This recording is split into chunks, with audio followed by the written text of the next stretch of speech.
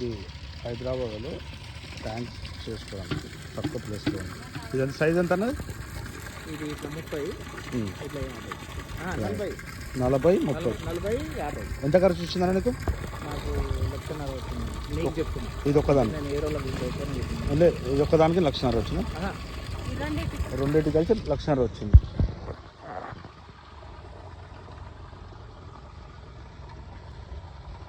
చిన్న ప్లేస్లోనే లీజ్ తీసుకొని చేసుకోవచ్చు. రైతులు ఎవరైనా ఉన్న వాళ్ళు ఉంటే అవకాశం ఉంటే చేసుకుంటే బెటర్ ఉంటుంది చెప్పేసి.